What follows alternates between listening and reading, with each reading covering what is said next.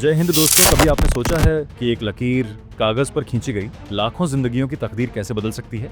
1947 वो साल जब हिंदुस्तान ने आजादी तो पाई, लेकिन साथ में मिला क्या बंटवारे का झटका। लेकिन क्या ये बंटवारा अचानक हुआ था? क्या हिंदू और मुसलमान अचानक एक दूसरे के दुश्मन बन गए थे, या फिर ये एक सोची समझी चाल थी? एक ऐसी चाल जो सदियों पुरानी थी और जिसका मकसद था हुकूमत को बचाए रखना, लोगों को तोड़कर। इस कहानी की शुरुआत होती है डिवाइड एंड रूल से। एक अंग्रेजी नीति, लेकिन उसकी जड़ें रोमन साम्राज्य में थीं। डिवाइड एट इम्पेरा, बांटो और राज करो। ब्रिटिश सरकार ने इस मंत्र को अपना हथियार बनाया। उन्होंने हमारे बीच के छोटे छोटे मतभेदों को बड़ी खाई में बदल दिया। धर्म, जाति, भाषा, क्षेत्र, जो भारत सैकड़ों सालों से एकजुट होकर जिया करता था, उसमें दरारें डाल दी गईं। पहले लोग अंग्रेजों के खिलाफ एक साथ लड़ते थे, भगत सिंह, गांधी, अशफाक उल्लाह खान। मगर धीरे धीरे वो एकता कहीं खोने लगी। क्यों? क्योंकि ब्रिटिश सत्ता को डर था कि अगर ये लोग एक हुए तो अंग्रेजों को यहाँ टिकना मुश्किल हो जाएगा। तो उन्होंने धर्म को राजनीति में घुसाया। मुस्लिम लीग और कांग्रेस के बीच फासले बढ़ाए, कभी अलग अलग चुनाव करवाए, कभी सांप्रदायिक दंगे होने दिए। और फिर 1947 में वो हुआ जिसकी कल्पना भी डरावनी थी। एक रात में देश को दो हिस्सों में बांट दिया गया। भारत और पाकिस्तान पैदा हुए, लेकिन इंसानियत मर गई। लाखों लोग मारे गए, लाखों बेघर हुए और करोड़ों को कभी न भरने वाला जख्म मिला। ये सब सिर्फ एक पॉलिसी के चलते। डिवाइड एंड रूल, बांट दो और राज करो, क्या ये सिर्फ एक राजनीतिक चाल थी या एक सभ्यता को तोड़ने की कोशिश? कौन थे इसके असली फायदेमंद? और आज इतने साल बाद भी क्या हम उस बंटवारे से बाहर निकल पाए हैं, या वो जहर अब भी हमारी नसों में दौड़ रहा है? तो हम आज इस वीडियो में इसी सवाल की तह तक जाएंगे। हम जानेंगे कैसे ब्रिटिशों की डिवाइड एंड रूल पॉलिसी ने इस उपमहाद्वीप की रग रग में जहर भर दिया। इस डिवाइड एंड रूल पॉलिसी को जड़ से समझना, कैसे अंग्रेजों ने एकता को तोड़ा, कैसे उन्होंने मतभेदों को जहर में बदला, और कैसे उस जहर की कीमत आज भी हम चुकाते हैं, कभी दंगों में, कभी सरहद पर, कभी अपनी सोच में। हम जानेंगे उनके इरादे क्या थे, उन्हें इससे क्या मिला, और सबसे जरूरी, हमें क्या खोना पड़ा। क्योंकि जब इतिहास को नहीं समझा जाता तो उसकी गलतियां दोहराई जाती हैं। तो आइए इस सीरीज में हम जानेंगे कैसे ये पॉलिसी बनी एक तबाही का कारण, कौन थे इसके असली फायदा उठाने वाले, और क्या हम आज भी कहीं न कहीं उसी बंटवारे की गूंज में जी रहे हैं। हम इतिहास को क्यों पढ़ते हैं? क्या इसलिए ताकि हम तारीखें याद कर सकें, या इसलिए ताकि हम उन जख्मों को समझ सकें जो आज भी हमारे समाज के सीने पर ताज़ा है? इस कहानी की गहराई वहीं से शुरू होती है। सन 1757 जब ईस्ट इंडिया कंपनी ने भारत की जमीन पर पहली बार हुकूमत का बीज बोया था, तब किसी ने सोचा भी नहीं था कि आने वाले 190 सालों में एक व्यापारी कंपनी पूरे देश की तकदीर बदल देगी। लेकिन सवाल ये है, कैसे एक व्यापारिक दल इतना शक्तिशाली बन गया कि उसने एक संपूर्ण सभ्यता को टुकड़ों में बांट दिया? इस रिसर्च का उद्देश्य है उन ऐतिहासिक प्रक्रियाओं की तह तक जाना जो 1947 के विभाजन तक ले गए। ब्रिटिशों ने सिर्फ जमीन पर नहीं, लोगों के दिलों पर भी राज किया। धर्मों के बीच दरारें डालना, समुदायों को शक की नजरों से देखना सिखाना, ये सब अचानक नहीं हुआ। ये था एक सोची समझी रणनीति जिसकी जड़ें थीं सत्ता को बनाए रखने की भूख में। और फिर कुछ लोग सामने आए जिन्हें इस बंटवारे से फायदा हुआ। कुछ नेता, कुछ संगठन, और सबसे ऊपर औपनिवेशिक ताकतें। उनकी कहानी भी इस डॉक्यूमेंट्री का हिस्सा है। लेकिन इसका सबसे भारी कीमत किसने चुकाई? आम इंसानों ने। वो लोग जिन्होंने किसी पॉलिसी या रणनीति का नाम भी नहीं सुना था, जिन्हें बस इतना पता था कि उनकी जमीन, उनका घर और उनका वजूद छिन गया।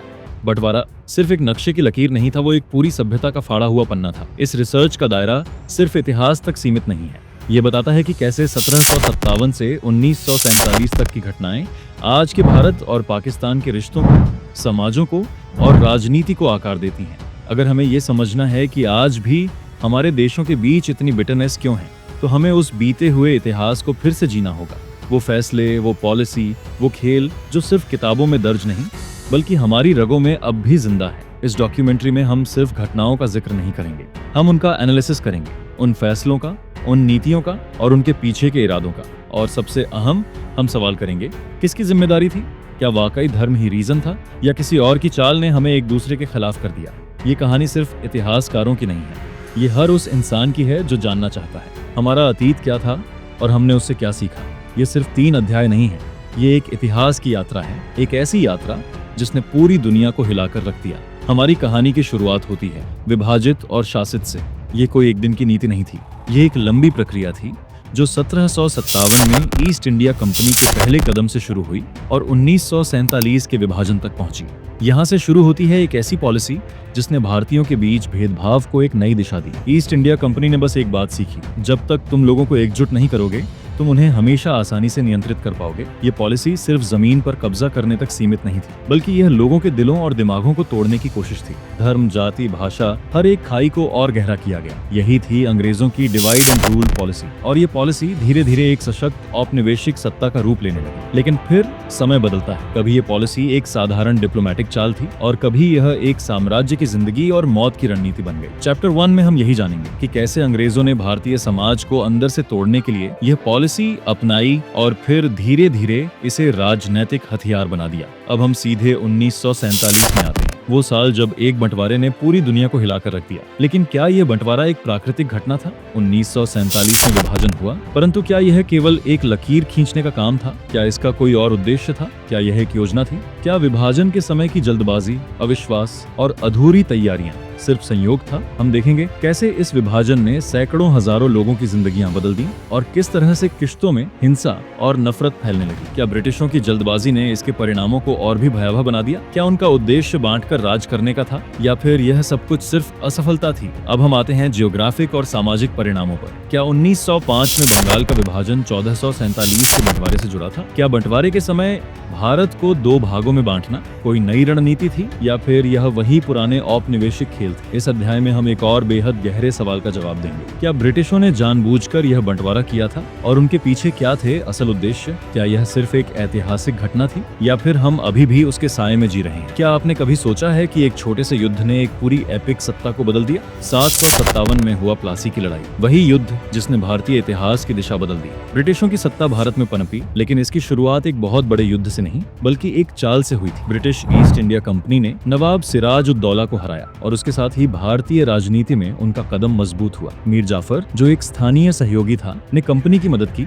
और बंगाल पर उनका नियंत्रण स्थापित किया। बंगाल, जो उस समय का सबसे धनी और सबसे महत्वपूर्ण क्षेत्र था, अब ईस्ट इंडिया कंपनी केवल व्यापार नहीं कर रही थी, वो राजनीतिक और आर्थिक शासन चला रही थी। 1765 में कंपनी को दीवानी का अधिकार मिला, यानी बंगाल और बिहार से राजस्व वसूलने का अधिकार। यह सिर्फ एक कदम नहीं था, यह एक बड़ा छलांग था। ईस्ट इंडिया कंपनी की सत्ता को भारत में स्थायी रूप से मजबूत करने का रास्ता। फिर 57-63 में रेगुलेटिंग एक्ट आया, जो ब्रिटिश शासन के नियंत्रण को और अधिक मजबूत करता है। इसने गवर्नर जनरल का पद स्थापित किया और पहले गवर्नर जनरल बने वॉरेन हेस्टिंग्स। इस कदम ने भारत में ब्रिटिश सत्ता को सीधे तौर पर स्ट्रेंथन किया और साथ ही पूरी उपमहाद्वीप की राजनीति को एक नया मोड़ दिया। लेकिन ब्रिटिशों की असली चाल थी डिवाइड एंड रूल। उन्होंने भारतीय शासकों के बीच पहले से मौजूद मतभेदों को और गहरा किया। एग्जाम्पल के तौर पर कंपनी ने हिंदू राज्यों से गठबंधन किया, जैसे मराठों और निजाम से, ताकि मुस्लिम शासकों जैसे टीपू सुल्तान को मात दी जा सके। टीपू, जो आंग्ल माइसोरे युद्धों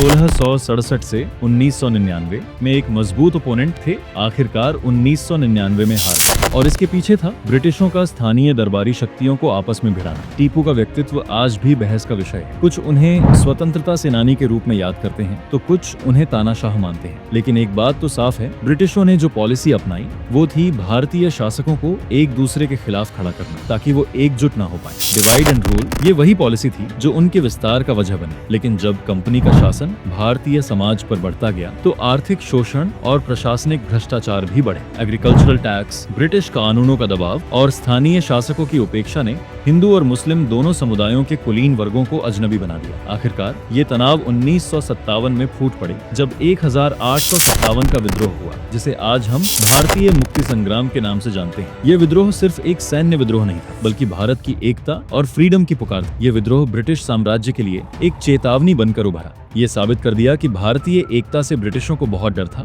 यह सबक था कि भारतीय एकजुट हो सकते हैं और ब्रिटिश सत्ता के लिए यही सबसे बड़ा खतरा था। और तब ब्रिटिशों ने एक बार फिर वही पुरानी पॉलिसी अपनाई, डिवाइड एंड रूल। वो इस विद्रोह को दोबारा न होने देने के लिए पुनः भारतीय समाज में और ज्यादा दरारें डालने लगे। 157 का विद्रोह ब्रिटिशों के लिए एक चेतावनी थी, लेकिन उस चेतावनी का जवाब क्या था? एक नई योजना, एक नई चाल। डिवाइड एट इम्पेरा, यानी बांटो और राज करो। साल था 1958। ब्रिटिश संसद ने एक अहम कानून पास किया, गवर्नमेंट ऑफ इंडिया एक्ट। अब भारत पर ईस्ट इंडिया कंपनी नहीं बल्कि ब्रिटिश क्राउन सीधे शासन करेगा। अब भारत पर महारानी विक्टोरिया का राज था और इस राज की नींव में थी डर, चालबाजी और फूट डालो पॉलिसी। लॉर्ड एल्फिंस्टोन ने कहा था, डिवाइड एट इम्पेरा was the old Roman maxim and it should be ours। बांटो और राज करो, रोमन साम्राज्य की पुरानी पॉलिसी थी और अब यही हमारी होनी चाहिए। और बस यहीं से शुरू हुआ संस्थागत विभाजन का युग। अब ये सिर्फ समाज में नहीं बल्कि कानूनों और संस्थाओं में घुसाया जाने लगा। अब फूट सिर्फ दिलों में नहीं, बैलेट बॉक्स तक पहुंच चुकी थी। साल था 1906। मुस्लिम लीग के नेताओं ने शिमला में वायसराय से एक मांग रखी, हमें अलग रिप्रेजेंटेशन चाहिए। ब्रिटिशों ने इस मांग को लपक लिया और अगले ही साल आया मौली मिंटो रिफॉर्म्स ऑफ 1909 यानी इंडियन काउंसिल्स एक्ट। अब मुसलमान सिर्फ मुसलमानों को वोट देंगे और हिंदू सिर्फ हिंदुओं को। राजनीति को मजहब में बांट दिया गया। रिप्रेजेंटेशन के नाम पर ब्रिटिशों ने सेपरेशन बो दिया। जिन्हें लगा था कि ये अल्पसंख्यकों की सुरक्षा है, वो शायद नहीं देख पाए कि ये देश की एकता को कितना खोखला कर रहा है। कांग्रेस ने इसका विरोध किया, कहा हम एकजुट भारत चाहते हैं, मजहब के नाम पर नहीं, इंसानियत के नाम पर। पर अंग्रेजों को ये एकता रास नहीं है।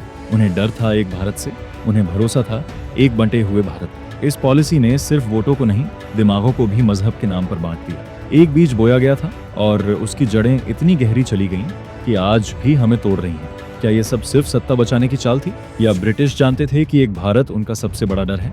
1932 में ब्रिटिशों ने एक और नापाक कदम उठाया, जिसे कहा गया द कम्युनल अवार्ड्स। ये एक और चाल थी, डिवाइड एंड रूल की रणनीति को और मजबूत करने के लिए। ब्रिटिश प्रधानमंत्री रैमसे मैकडोनाल्ड ने कम्युनल अवार्ड्स की घोषणा की और इसमें उन्होंने केवल हिंदू मुसलमानों के बीच ही नहीं बल्कि सिखों, ईसाइयों और दलितों के लिए भी अलग अलग चुनावी सिस्टम का प्रस्ताव रखा। क्या ये एक सांप्रदायिक राजनीति की शुरुआत थी? क्या अब हम एक दूसरे से नहीं बल्कि सिर्फ अपने धर्म से लड़ने वाले थे? महात्मा गांधी ने इस पॉलिसी के खिलाफ आंदोलन शुरू किया। उन्होंने प्रदर्शन के तौर पर फास्टिंग किया और यह दिखाया कि कैसे ये पुरस्कार भारत को और अधिक बांटने वाले थे। गांधी जी का उपवास सिर्फ एक शारीरिक परीक्षा नहीं थी, ये भारत की आत्मा को जोड़ने की एक कोशिश थी। अगर गांधी जी ने यह कदम नहीं उठाया होता तो क्या भारत के लोग और भी ज्यादा बंट जाते? कम्युनल अवार्ड्स ने एक और कदम बढ़ाया था, सांप्रदायिकता को संवैधानिक रूप देना। अब तक की सबसे बड़ी मुश्किल, हम सभी को एक साथ जोड़ने की, वो और भी कठिन हो गई थी। क्या गांधी जी का उपवास भारत को फिर से जोड़ पाएगा, या ये दीवारें इतनी मजबूत हो चुकी थीं कि इन्हें अब तोड़ना नामुमकिन था? लेकिन ये अंत नहीं था। वर्ल्ड वॉर 2 के दौरान जब कांग्रेस के नेता भारत को युद्ध में शामिल करने के ब्रिटिश फैसले के खिलाफ विरोध कर रहे थे, तब ब्रिटिशों ने उन्हें सत्ता से बाहर कर दिया और उनकी जगह मुस्लिम लीग के बिना चुनावी प्रक्रिया के सदस्यों को नियुक्त कर दिया। ये कदम मुस्लिम लीग को और मजबूत करता था और उनके अलग मुस्लिम राष्ट्र के प्रस्ताव को वैधता देता था। ये प्रस्ताव 1940 के लाहौर प्रस्ताव में स्पष्ट रूप से सामने आया, जिसे बाद में पाकिस्तान प्रस्ताव कहा गया। क्या ये एक क्लेवर चाल थी, या फिर एक ऐसा पिंजरा था जो भारतीय राजनीति को हमेशा के लिए विभाजित कर देगा? ब्रिटिशों ने कांग्रेस और मुस्लिम लीग के बीच की दूरी को और बढ़ा दिया। अब इन दोनों के बीच समझौता असंभव सा हो गया था। ब्रिटिशों ने एक नया रास्ता बनाया था जो एक दिन भारत के विभाजन तक जाएगा। क्या ये वही समय था जब भारत को बंटने की ओर एक कदम और बढ़ा दिया गया था? ये सिर्फ एक रणनीति नहीं थी, ये हमारे समाज को बांटने की एक परिपूर्ण योजना थी। हम सब एक ही धरती पर पैदा हुए थे, लेकिन क्या हमें अलग किया जाएगा, जिसका अंत हमें अब तक दर्द देता है? जरा सोचिए, अगर पूरा भारत एक आवाज में बोलता, एक सोच में चलता, तो क्या फिर अंग्रेज इतने साल टिक पाते? शायद नहीं। और यही डर था ब्रिटिश हुकूमत का। उन्हें पता था अगर हिंदू, मुस्लिम, सिख, दलित सब एक साथ आ गए तो उनकी सल्तनत का सूरज जल्दी डूब जाएगा। और फिर शुरू हुआ उनका सबसे खतरनाक खेल, फूट डालो और राज करो। कांग्रेस एक धर्मनिरपेक्ष और एकजुट भारत का सपना देख रही थी, लेकिन अंग्रेजों ने हर उस ख्वाब को तोड़ने की कसम खा ली थी। उन्होंने मुस्लिम लीग को बढ़ावा दिया, उनके नेताओं को यह यकीन दिलाया कि कांग्रेस हिंदू प्रधान पार्टी है और ब्रिटिश ही मुस्लिमों के असली रक्षक हैं। सोचिए, जब एक बाहरी ताकत आपको अपने ही भाइयों से डराने लगे तो दिलों में कितनी दूरियां पैदा होती होंगी। भारत एक धार्मिक ही नहीं, जातीय रूप से भी विविध देश था और अंग्रेजों ने इस जात पात के ताने बाने को भी राजनीति का औजार बना लिया। निचली जातियों को रियायतें देकर उन्हें अलग अलग समूहों में बांटा गया। इससे एक बड़ा नुकसान हुआ, हम भारतवासी का भाव टूटने लगा। अब हर कोई खुद को पहले जाति या धर्म से जोड़ने लगा, देश से नहीं।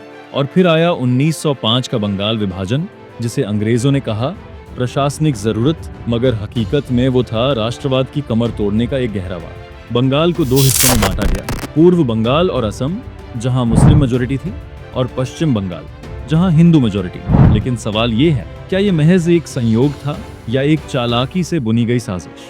कलकत्ता के पढ़े लिखे हिंदू इंटेलेक्चुअल जो राष्ट्रवाद के नेतृत्व में थे, उन्हें कमजोर करने का ये तरीका बहुत चालाक था। लेकिन जनता चुप नहीं रही। स्वदेशी आंदोलन शुरू हुआ। लोगों ने विदेशी क्लोथ्स जलाए, ब्रिटिश सामानों का बहिष्कार किया। नारे लगे, वंदे मातरम 1911 में। इस भीषण विरोध के बाद अंग्रेजों को बंगाल का विभाजन वापस लेना पड़ा। ये एक बड़ी जीत थी, लेकिन उस बीज को वो बो चुके थे जो आगे चलकर बंटवारे के पेड़ में बदलेगा। बंगाल विभाजन ने मुस्लिम समुदाय में अलग पहचान की मांग को हवा दी और 1906 में मुस्लिम लीग का गठन हुआ। तो क्या हम एकजुट होकर अंग्रेजों को उखाड़ सकते थे? शायद हाँ, मगर जब भाई भाई से ही डरने लगे तो फिर बाहर वालों को जीतने में कितना वक्त लगता है। डिवाइड एंड रूल, ये सिर्फ एक पॉलिसी नहीं थी, ये थी एक ऐसी साजिश जिसने भारत की आत्मा को टुकड़ों में बांट दिया। सवाल ये नहीं है कि भारत बंटा, सवाल ये है किसकी वजह से बंटा। क्या ये ब्रिटिश साम्राज्य की चाल थी या हमारी अपनी कमजोरियां, हमारी आपसी दरारें? ब्रिटिश हुकूमत ने जानबूझकर भारत में सांप्रदायिक जहर घोला। अलग अलग चुनाव, अलग अलग रिप्रेजेंटेशन, डिवाइड एंड रूल सिर्फ एक पॉलिसी नहीं थी, वो था एक राजनीतिक जहर जो धीरे धीरे पूरे भारत की नसों में उतारा गया। लेकिन दूसरी तरफ हैं इतिहासकार जैसे जॉन के, जो मानते हैं भारत तो पहले से ही बटा हुआ था। राज्य राज्य में विभाजन, हिंदू मुस्लिम सिख ईसाई, सबके अपने राजा, अपने रिवाज। तो अंग्रेजों ने बस एक स्वाभाविक टूटन को और तेज कर दिया। और फिर एक वाक्य जो जैसे पूरे सच को आईना दिखा देता है। मौलाना मोहम्मद अली ने कहा था, हम बांटते हैं और तुम राज करते हो। क्या मतलब था इस वाक्य का? क्या हम खुद ही अपनी एकता के दुश्मन बन गए थे? कभी कांग्रेस और मुस्लिम लीग के विचार टकराते थे तो कभी ब्रिटिश उनके बीच दीवारें खड़ी कर देते थे। कभी दलितों को अलग कोटा, कभी सिखों को खास दर्जा, कभी अलग अलग मतदाता। हर किसी को लगता था हमें बाकी भारत से अलग पहचान चाहिए। उनकी क्रांति के बाद अंग्रेजों को एक बात साफ हो गई थी, जब हिंदू और मुसलमान एक हो जाते हैं तो हमें भारत छोड़कर भागना पड़ता है। और इसलिए शुरू हुआ वो खेल, संविधान में दरारें, पॉलिसी में जहर और नेतृत्व में फूट। इतिहासकारों की बहस जारी है। कुछ ब्रिटिशों को दोषी मानते हैं, कुछ भारत की आंतरिक राजनीति को। लेकिन एक बात तो तय है, जो भी जिम्मेदार था, कीमत आम इंसानों ने चुकाई। अपने घर छोड़कर, अपने लोग खोकर, अपनी मिट्टी से कटकर। और वो घाव आज भी हमारी यादों में रिश्ते हैं। कभी किसी ने चुपचाप एक लकीर खींच दी और उस लकीर ने लाखों दिलों को अलग कर दिया। लेकिन क्या ये लकीर अचानक खींची थी? नहीं, इसकी भूमि दशकों पहले तैयार की जा चुकी थी। सबसे पहला बीज बोया गया 1909 में, जब अंग्रेजों ने कहा हिंदू हिंदुओं को वोट देंगे, मुसलमान मुसलमानों को। कहने को तो ये था अल्पसंख्यकों के अधिकारों की रक्षा, लेकिन असल में ये था एक दीवार की पहली। फिर आया वो दौर जब पॉलिटिक्स को धर्म का रंग दे दिया गया। गांधी और नेहरू कांग्रेस की अगुवाई कर रहे थे तो जिन्ना मुस्लिम लीग के कायद बन चुके थे। लेकिन एक चाल चल दी गई। ब्रिटिश सरकार ने खुद ही कह दिया कांग्रेस हिंदुओं की पार्टी है और लीग मुसलमानों की। एक सेक्युलर देश का सपना धर्म की दीवारों में कैद होने लगा। वर्ल्ड वॉर 2 के दौरान जब कांग्रेस ने ब्रिटिश फैसले के खिलाफ इस्तीफा दे दिया तो अंग्रेजों ने क्या किया? मुस्लिम लीग के बिना चुने गए नेताओं को सत्ता दे दी। क्या ये सिर्फ एक संयोग था या फिर एक चालाक रणनीति? इसने लीग को वो राजनीतिक ताकत दी जिससे वो पूरे भारत के मुसलमानों की आवाज बनने लगे। फिर आया 1940 का लाहौर प्रस्ताव, जहां जिन्ना ने कहा मुसलमानों के लिए अलग राज्य चाहिए। क्या ये मांग अचानक आई थी? नहीं, ये वो डर था जो सालों से बोया जा रहा था। अंग्रेजों ने कहानी कुछ यूं रची, अगर भारत आजाद होगा तो मुसलमान एक बहुसंख्यक हिंदू शासन के नीचे दब जाएंगे। अब सोचिए एक आम मुस्लिम परिवार का जो सदियों से यहीं रह रहा है, हिंदुओं के साथ, सिखों के साथ, एक मोहल्ले में, एक तहजीब में, और अचानक उसके सामने ये सवाल रख दिया गया, तुम यहाँ सुरक्षित नहीं हो, तुम अलग जाओ। क्या आप सोच सकते हैं कैसा दर्द होता है जब कोई आपके दिल में डर बो देता है? दूसरी तरफ कांग्रेस कह रही थी हम तो सबको साथ लेकर चलना चाहते हैं, लेकिन मुस्लिम लीग ने उस बात को ऐसे दिखाया कांग्रेस हमारी पहचान को दबाना चाहती है। और इस तरह दोनों पक्षों के बीच अविश्वास की खाई इतनी गहरी हो गई कि उसे पाटने वाला कोई नहीं बचा। कहते हैं बंटवारे की लकीर नक्शे पर खींची गई थी, पर पहले वो दिलों में खींच दी गई थी। और जब शक और डर बो दिए जाएं तो वो जहर बन जाते हैं, जिससे देश नहीं रिश्ते बढ़ते हैं। 15 अगस्त 1947 आजादी का दिन। लेकिन क्या वाकई ये आजादी तैयार होकर आई थी? नहीं, ये थी एक जल्दबाजी में लिखी हुई विदाई जिसकी कीमत लाखों जानों ने चुकाई। जब लॉर्ड माउंटबेटन को 1940 की शुरुआत में भारत भेजा गया तो ब्रिटिश प्लान था इंडिया को जून 1948 तक आजाद किया जाएगा, पर माउंटबेटन ने कहा हम नहीं रुक सकते। 15 अगस्त 1940 को ही सब कुछ खत्म करना होगा। क्यों? ब्रिटेन थक चुका था, वर्ल्ड वॉर 2 की मार, आर्थिक बदहाली और साम्राज्य की ढलान। लेकिन सवाल ये है क्या भारत इसके लिए तैयार था? 3 जून 1947 को माउंटबेटन प्लान की घोषणा हुई और फिर जैसे किसी ने घड़ी की सुइयां तेज कर दी, 6 हफ्तों में देश का नक्शा बदलना था। बात सिर्फ स्वराज की नहीं थी, बात थी बांटने की, धर्म के नाम पर, जमीन के नाम पर, पहचान के नाम पर। 18 जुलाई को ब्रिटिश संसद में पास हुआ इंडियन इंडिपेंडेंस एक्ट। भारत और पाकिस्तान अब 2 देश होंगे, पंजाब और बंगाल मजहब के आधार पर बांटे जाएंगे। लेकिन रुकिए, शांति की क्या व्यवस्था थी? सुरक्षा की क्या योजना थी? आम जनता की क्या तैयारी थी, कुछ नहीं था। ब्रिटिश आर्मी ने शांति बनाए रखने की कोई कोशिश नहीं की। वो तो अपनी जान बचाकर निकल गई बिना कोई जिम्मेदारी लिए। हजारों गांव, लाखों लोग छोड़ दिए गए। खुदा भरोसे गांधी जी, जो आज तक अखंड भारत के लिए लड़ते रहे, अब किनारे कर दिए गए थे। उनकी आवाज, उनके उपवास बंटवारे की रफ्तार को नहीं रोक सके। कांग्रेस ने भारी मन से बंटवारे को स्वीकार किया, क्योंकि उन्हें डर था अगर ये टाला गया तो खून और ज्यादा बहेगा। वहीं मुस्लिम लीग ने कहा, यह है हमारा सपना। पाकिस्तान की तामीर और उस सपने को हकीकत बनाने की हड़बड़ी में हकीकत जलने लगी। सरहदें खींची जा रही थीं, लेकिन इंसानियत को मिटाया जा रहा था। पंजाब में कत्लेआम, बंगाल में दंगे ट्रेनें आती थीं, लेकिन जिंदा नहीं। लाशों से भरी हुई, क्या इसे आज़ादी कहेंगे या फिर जल्दबाजी में दी गई एक आग की विरासत एक देश बना था। पर उस रात रोशनी से ज्यादा राख उड़ रही थी।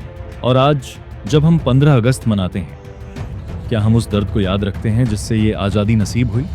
वो नक्शा जिसने एक सभ्यता को 2 टुकड़ों में बांट दिया, वो किसी इतिहासकार ने नहीं, किसी जानकार जियोग्राफर ने नहीं, बल्कि एक ब्रिटिश वकील ने बनाया, जिसने भारत की जमीन कभी देखी भी नहीं थी। नाम था सर साइरिल रैडक्लिफ। जुलाई 1947 में उन्हें भारत बुलाया गया। काम था 5 हफ्तों में पंजाब और बंगाल की सरहदें खींचनी थी। 5 हफ्ते, एक अनजान जमीन, पुराने नक्शे और लाखों जिंदगियां दांव पर। उन्हें कहा गया, तेज काम करो, चुपचाप करो। न धर्म की समझ, न भाषा की पहचान, न सांस्कृतिक सरोकार। गांव 2 हिस्सों में बंटे, नदियां टूटी। खेत के एक किनारे भारत, दूसरे पर पाकिस्तान। 17 अगस्त 1947 को रैडक्लिफ लाइन की घोषणा हुई। आजादी के 2 दिन बाद लोग जश्न से अभी उबरे भी नहीं थे कि नक्शा आया और सब कुछ बदल गया। सवाल ये नहीं था कि कौन कहां जाएगा, सवाल था कोई बचेगा भी या नहीं। पंजाब जल उठा, करीब 70 लाख हिंदू और सिख। भारत आए 70 लाख मुसलमान। पाकिस्तान चले गए और पीछे छूट गया। लाशों का पहाड़ कहते हैं 10 से 20 लाख लोग मारे गए। बस धर्म के नाम पर बंगाल में कत्लेआम उतना तेज नहीं था, लेकिन तकलीफ उतनी ही गहरी थी। करीब 22 लाख हिंदू पश्चिम बंगाल आए, 19 लाख मुसलमान पूर्वी बंगाल, अब बांग्लादेश चले गए। लेकिन दोनों तरफ अल्पसंख्यक बच गए, जो आगे चलकर दंगों, भेदभाव और राजनीतिक तनाव की जड़ बन गए। और फिर आया कश्मीर का सवाल। मुस्लिम बहुल रियासत, हिंदू राजा काम था। राजा हरि सिंह ने भारत में विलय का फैसला किया और पाकिस्तान ने हमला किया। पहला भारत पाक युद्ध छिड़ गया।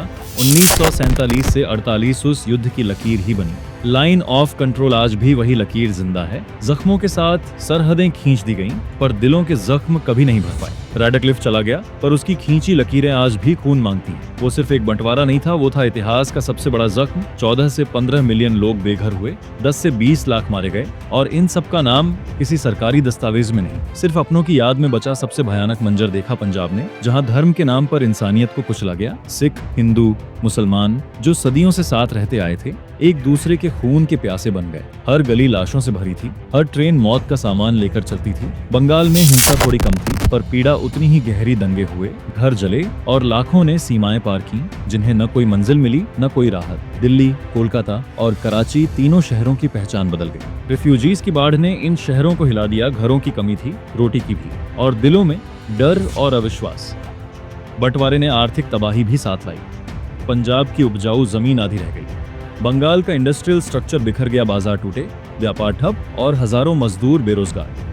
अंग्रेज चले गए, लेकिन जिम्मेदारी नहीं ली। जिन्होंने ये जख्म दिए, वो सारा दर्द पीछे छोड़कर चले गए। वो लोग तो चले गए जो इस बंटवारे के जिम्मेदार थे, पर हम आज भी उस बंटवारे को जी रहे हैं। क्या बंटवारा सिर्फ एक ऐतिहासिक दुर्घटना था या फिर एक सुनियोजित चाल? इतिहास इस सवाल का अब तक जवाब नहीं दे पाया है, पर बहस आज भी जिंदा है। जैसे इतिहासकार मानते हैं कि अंग्रेजों ने जानबूझकर भारत को तोड़ा, डिवाइड एंड रूल के फॉर्मूले को आखिरी दम तक निभाया। अलग निर्वाचन क्षेत्र, राजनीतिक पक्षपात और फिर अचानक भाग जाना, ये सब एक चाल का हिस्सा थे। दूसरी ओर कुछ इतिहासकार कहते हैं भारत पहले से ही बटा हुआ था। मुस्लिम लीग की 2 कौमी सिद्धांत की मांग और कांग्रेस की अंदरूनी खींचतान ने इस बंटवारे को आवश्यक बना दिया। अंग्रेजों ने सिर्फ उस दरार को चौड़ा किया जो पहले से मौजूद थी। सच्चाई शायद इन दोनों ध्रुवों के बीच कहीं है। हाँ, ब्रिटिश पॉलिसी जैसे कि अलग अलग वोटिंग सिस्टम और राजनीतिक नियुक्तियों में पक्षपात ने आग में घी का काम किया, लेकिन भारत के नेता भी इस फूट को रोकने में नाकाम रहे। और फिर आया वो रैडक्लिफ लाइन, एक ऐसी लकीर जो नक्शे पर खींची गई थी, पर लोगों के सीने चीर गई। बंटवारे की कहानी सिर्फ 2 देशों की नहीं है, यह उस पीढ़ी की भी है जिसे सीमाओं से पहले दिलों का बंटवारा सहना पड़ा। बंटवारा सिर्फ कागजों पर नहीं हुआ था, वो हुआ जमीन पर, दिलों में और रूहों के भीतर। 3 जमीनें सबसे ज्यादा जलीं, पंजाब, बंगाल और कश्मीर। पंजाब, भारत और पाकिस्तान के बीच खींची गई पहली और सबसे गहरी लकीर। 7-7 लाख लोग, हिंदू, सिख और मुसलमान, एक दूसरे की धरती से बेघर हुए। 1 से 2 मिलियन लोगों की मौतें। जो इतिहास की सबसे खूनी अदला बदली बन गई पंजाब, जो कभी हरियाली और भाईचारे की पहचान था, अब लाशों की धरती बन चुका था बंगाल। कम हिंसा लेकिन गहरी दरार।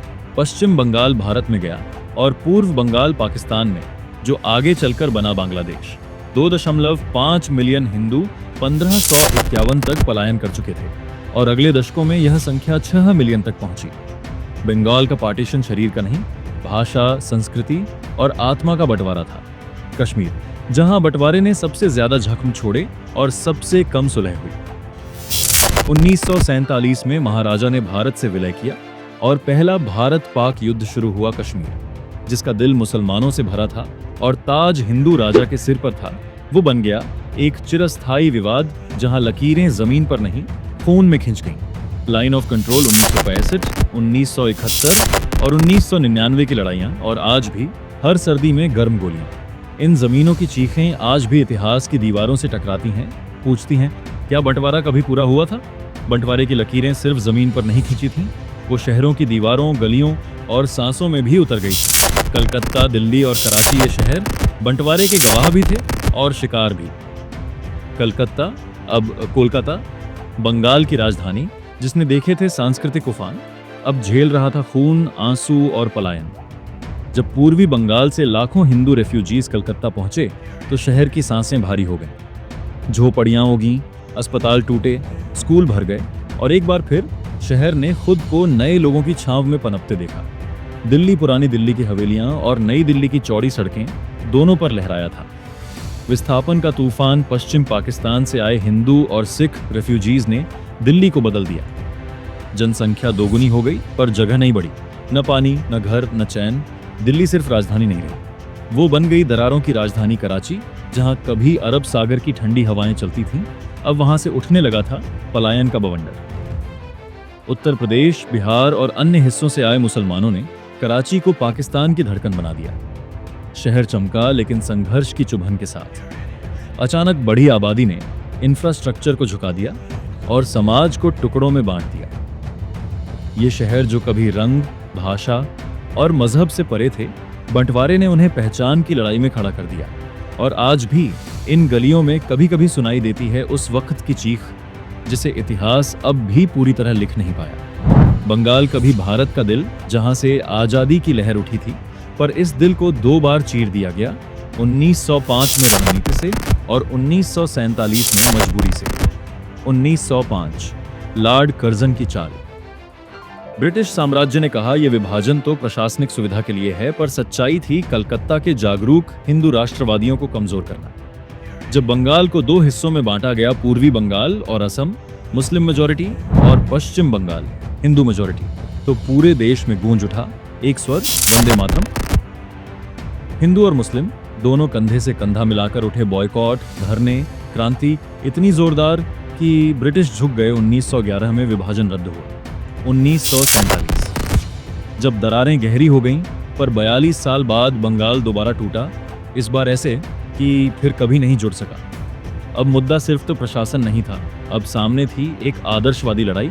मुस्लिम लीग की 2 राष्ट्र थ्योरी और कांग्रेस की बंटवारे को राजनीतिक अनिवार्यता मान लेना, यही बना 1947 के विभाजन का आधार। अब विरोध नहीं बल्कि विस्थापन, खून और आंसू थे। 1,50,00,000 लोग बेघर और 10 से 20 लाख मौतें। तो फर्क क्या था 1905 में? ब्रिटिश साम्राज्य ताकतवर था, वो पीछे हट सकता था, पर 1947 में वो थक चुका था। 1905 ने एकता की आग जगाई, 1947 ने बंटवारे की राख छोड़ दी। पहला विभाजन एक रणनीति था, दूसरा विभाजन एक त्रासदी। वक्त बदलता है पर कुछ जख्म नहीं भरते। 1905 का विरोध एक आंदोलन बना, पर 1947 का दर्द एक सन्नाटा। 1957 एक जंग जिसने अंग्रेजों को पहली बार डरा दिया। हिंदू मुस्लिम एकता की ताकत उनके दिल में उतर गई थी और तभी से शुरू हुआ डिवाइड एंड रूल का असली खेल। पहला मकसद, नियंत्रण बनाए रखना। अगर भारत एकजुट हो जाता तो अंग्रेजी राज की नींव हिल जाती, इसलिए बने अलग निर्वाचन क्षेत्र, बंटवारा हुआ दलितों, सिखों, मुस्लिमों और ईसाइयों के नाम पर। 1932 का कम्युनल अवार्ड, एक ही देश लेकिन अलग अलग वोट, अलग अलग पहचान। दूसरा मकसद, भारत को कभी न उभरने देना। ब्रिटिश अर्थव्यवस्था का इंजन था भारत। पंजाब की खेती, बंगाल की मिलें, खनिज, सूती वस्त्र, रेल, सब कुछ लूट का हिस्सा था। और जब जाना पड़ा तो ऐसे गए कि जाते जाते भी फायदा उठा लिया। इंडस वाटर ट्रीटी, कॉमनवेल्थ सदस्यता और एक नया देश पाकिस्तान, जिस पर अभी भी असर बना रहे।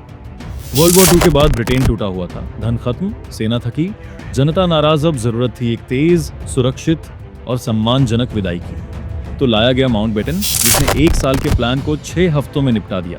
कोई तैयारी नहीं, कोई प्लान नहीं, बस छोड़ दिया हमें आग के हवाले। ब्रिटिश चले गए, लेकिन सवाल रह गए, क्या विभाजन सिर्फ धर्म का संघर्ष था या किसी और की रणनीति का नतीजा? क्या हम सच में बटे थे या हमें बांटा गया? कभी कभी जीतने वाला दिखाई नहीं देता, लेकिन उसका फायदा साफ नजर आता है। 1947 में जो लकीर खींची गई थी वो सिर्फ जमीन पर नहीं थी, वो दिलों में थी, संस्कृति में थी, और वो लकीर आज भी मिटी नहीं है।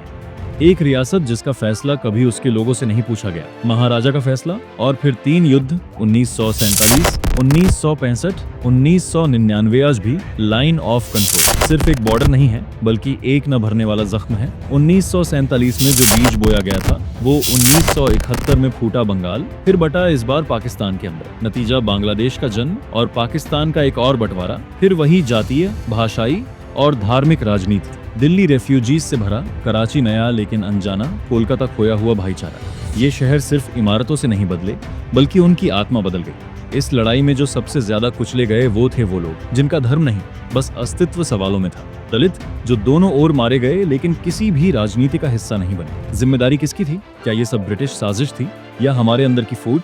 क्या डिवाइड एंड रूल ने हमें तोड़ा या हम पहले से ही टूटे हुए थे? सच शायद कहीं बीच में है, लेकिन ये भी सच है, बॉर्डर तो खींचा ब्रिटेन ने था और आग भी वही लगा कर गया।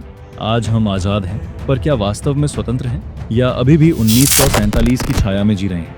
1947 का बंटवारा सिर्फ एक तारीख नहीं थी, बल्कि एक ऐसा घाव था जो आज तक रिस रहा है। ब्रिटिश हुकूमत ने डिवाइड एंड रूल की जो चाल चली थी वो सिर्फ सत्ता बचाने की चाल नहीं थी, बल्कि एक सभ्यता को तोड़ने की साजिश थी। कभी धर्म के नाम पर, कभी जाति के नाम पर हमारे भीतर दरारें डाल दी गई। जब भारत आजाद हुआ तो साथ ही बंट गया जमीन में, दिलों में और इतिहास में। पंजाब, बंगाल, कश्मीर, हर जगह खून से नक्शे खींचे गए।